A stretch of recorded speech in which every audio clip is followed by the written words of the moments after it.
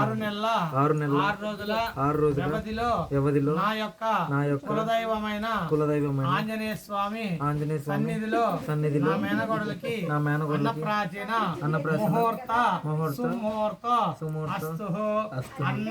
అన్నం పరబ్రహ్మం మయాయోగ్యతే అమృతం ప్రాణః అమృతం ప్రాణః అమృతం ప్రాణః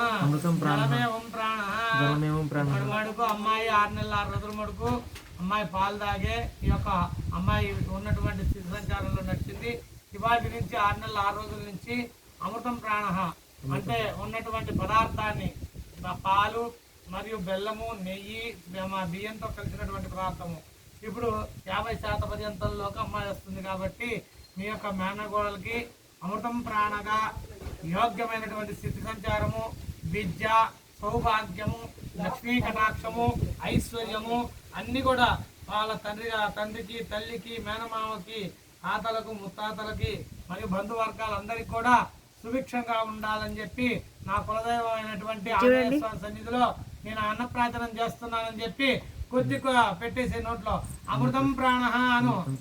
అమృతం ప్రాణః అమృతం ప్రాణః 3 సార్లు పెట్టయ్యా. 3 సార్లు మళ్ళా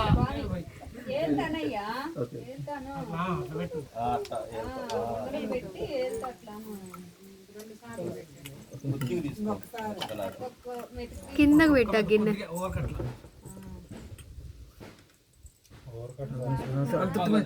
గిన్నె కొంచెం కిందకు పెట్టరా.